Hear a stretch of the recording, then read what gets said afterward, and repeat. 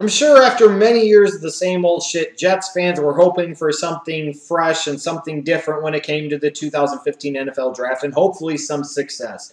A new regime under general manager Mike McCagnon and head coach Todd Bowles. You're hoping for a new direction. And I gotta say this, is that I was fully prepared, potentially, to poon the New York Jets draft, because let's face it, most years that's what I do, and most years that's what they deserve to have happen. But I also thought that maybe there was just a glimmer of hope that maybe the people running the Jets organization for once would understand how to run a draft and understand what the hell needs to happen, and so on and so forth.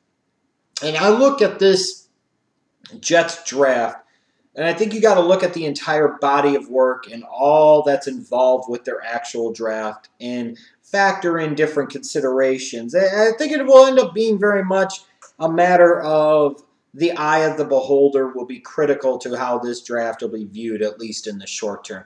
Now, I understand that a lot of people are praising the move of the Jets drafting Leonard Williams at number 6. They're saying, oh my God, so many media people told us this was the best defensive player, if not the best player in this entire draft.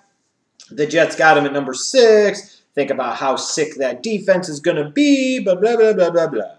Now, maybe you could make some type of an argument that best player available did apply to Leonard Williams for the Jets at number 6, and at the end of the day, you should stick true to your board, and that if he's the best available player, you do take him. However, I also counter with this, is that when you look at Leonard Williams, you say, is he really an upgrade over, let's say, Sheldon Richardson? No, I don't certainly think that. Is he an upgrade potentially over a Muhammad Wilkerson? More importantly, a guy who's in a contract year that the Jets could be potentially looking to move on from. Yeah. When you look at it from that standpoint, is he really that much better than a Muhammad Wilkerson potentially in their defensive scheme in New York? Or is this kind of a lateral move where you might be getting another Muhammad Wilkerson, a slightly different player, mind you, I would agree with that, at a younger age, at a cheaper cost? It's an upgrade in certain sense, but I don't think it's so star-spangled awesome of a pick like so many people are making it out to be, because the Jets, in terms of defensive needs, if they were going to have a defensive need, it was most certainly going to be on the outside at the edge rush position, and you did have a guy like Vic Beasley on the board there. And personally, for an organization that's divested so much of their early efforts in recent drafts dating back to 2010 on the defensive side of the ball, you've neglected the offense so criminally. Why would you not look at somebody like maybe a Kevin White there, or even an offensive lineman there? Or another wide receiver, or maybe even Todd Gurley, roll the dice there. So I'm not as in love with the Leonard Williams pick as many Jets fans probably are, and most certainly a lot of NFL draft media is, because I think we need to pump the brakes on it a little bit in terms of just how star-spangled awesome of a thing it was. Because here's my deal. If Leonard Williams was that special of a talent and as great as so many people have made him out to be, then why didn't anybody trade up ahead of the Jets or with the Jets in order to get him? Just think about that for a second. Could that maybe suggest, at least in terms of NFL front offices' minds, that they're kind of my opinion, that while he's a very good player, he may perhaps have been just a little bit overrated in the whole draft process? I'm just saying. Now, with that said, I was very, very supportive of what the Jets did on day 2. I thought they were big-time winners on day number 2. To get a first-round talent like a Devin Smith, an explosive option that you could line up initially in the slot, where they did in round 2, was outstanding stuff. That's an example of best player available. The right player just fell to you on the board, and you're able to swoop them up. And then again in round 3, you're able to peel back, accumulate some additional picks, in order to be able to still get a guy like a Lorenzo Malden. I mean, they got a Malden in round 3, addressing their big need that they had for a young edge rusher. It was a pretty good day number 2, in my opinion. And then you even look at day 3, and you look at the entirety of it. You get a guy like a young quarterback like Bryce Petty in the 4th round. Not somebody that's ready to play now. Maybe someday he is, maybe someday he isn't. But again, as important as the position is, and a team like the Jets who haven't figured out this position in so many years, I'm not going to knock them for spending a day 3 pick on a quarterback. Frankly, I think more teams should invest more picks in the most important position in professional sports, and especially the NFL. And then you look at the fact that the Jets were able to turn a 5th rounder in this year's draft to Brandon Marshall, a #1 legitimate wide receiver at the NFL level, and then get a 7th-round pick along with that when they had the cap space to be able to absorb Brandon Marshall's cap hit. You look at the entirety of the body of work between days 2 and 3, you got to be somewhat at least impressed with the New York Jets and what they were able to accomplish with the 2015 NFL Draft. Personally, I think their best pick has to be Devin Smith. I think this guy could come in and wreck some shit. This is a big-time explosive option in the slot. He'll be, in a lot of ways, for the Jets, what they maybe were hoping Percy Harvin was going to be when they brought him in last year. They needed a guy like Devin Smith, a young option who I think can also play outside, potentially playing alongside Decker or Marshall out there. I think a pick that could surprise for them is Lorenzo Mauldin, their 3rd-round pick. This is a guy who has an interesting story. He's overcome a lot of obstacles. I think he's a guy that can protect well in terms of what Todd Bowles wants outside in that 3-4 defense. I do second-guess the Leonard Williams selection, though. I think Kevin White was a better player available on the board at that point in time. I really, really do. I think Todd Gurley was a better player on the board at that point in time. At bigger positions of needs on the area of the ball, side of the ball that should have been addressed more in this draft, which was the offense.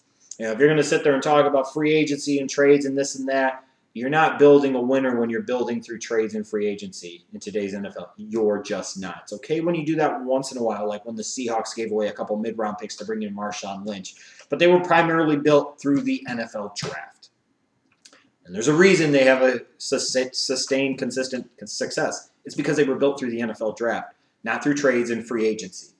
And taking Leonard Williams there at number 6, I thought was an unnecessary decision, and in some ways a reflection of days gone by and regimes of the past like Tannenbaum and Idzik in New York. I really do, because you look at it, this is now the 7th straight first-rounder since 2010, the 7th straight first-rounder spent on a defensive player. I mean, people are praising this move and everything else. Why are they taking another defensive player in the first round and another defensive lineman at that? I mean, it's just, how's that really worked out for the Jets? I mean, seriously. And in this case, even as much as I love the pick of Mauldin in round 3, this was another draft that they invested multiple early picks on the defensive side of the ball. They've gotten criminally insane with this shit. 2 of their first 3 picks were on the defensive side of the ball. As much as they've invested on the defensive free agency and in the draft, this unit had best damn be the #1 defense by far in the National Football League in 2015. And if it's not, then shame on them, because it better be. I really look at Leonard Williams as more of a lateral move than an upgrade. I don't really see where he's that much better than a Muhammad Wilkerson, and I don't really see where he was the best player available on that board at that particular time. Like I said, in a lot of ways, to me, he just represents more of the same old thing when it comes to the New York Jets organization. Now, a lot of people will probably be in love with Bryce Petty going in round 4 because they were told that he's this and that he's that. You know, this is a guy that's transitioning from a system that hasn't produced a lot of successful NFL quarterbacks. Look at RG3 in Washington. And he doesn't have nearly RG3's athleticism. Petty's going to be quite a ways away from ready if he'll ever be ready. You know, but again, it was worth the gamble in round number 4. I think day 2 of this draft was a really big boon to the Jets, getting guys like Smith and Mauldin. At the end of the day, I really love both of those picks. I also like the fact that they were able to get a #1 wide receiver and a 7th-round pick from the Bears for a 5th-round pick. And those are things that I have to factor into the grading. And even with the drafting of Leonard Williams, while I don't think he was the best player available on the board, I don't even think he was the best player in terms of a defensive lineman in this draft, you know, I'm not going to begrudge them too much because maybe they were stuck in a situation where they didn't have Gurley viewed that high, even though I think that's a mistake. Maybe they didn't want Kevin White because they already had big guys like Marshall and Decker on the outside, which, again, I think it was a mistake. Maybe it was just the way things broke down. And maybe it was them trying to look at the Muhammad Wilkerson situation, looking at maybe nobody really wanting to peel up their 2 pick 6 to get him, that they took him. You know, Leonard Williams will still be a very good NFL player. At the end of the day, he will be. This was a far better draft overall for the Jets than we've come to expect from them in quite some time. Was this the ankle-breaking, awesome type of draft that they maybe needed? No. Was the approach great? Again, kind of in the eye of the beholder. But you look at it, you can sit there and say they upgraded their wide receiving core big time, utilizing this draft in 2 different ways. 1, drafting Devin Smith in round 2. 2, trading for Brandon Marshall with the 5th-round pick. Those are pretty big upgrades to the weaponry for a guy like Geno Smith, or God forbid for all of you, Ryan Fitzpatrick. So with the Jets, I'm going to look at the entirety of the body of work. I'm not just going to poon them for taking Leonard Williams, even though I don't agree with it. I still think it was a good, solid draft for them, and they accomplished several things that they needed to. So I'll give the Jets a B-. Not one of the big winners, that's for sure, but most certainly not one of the biggest losers out of the 2015 NFL draft either.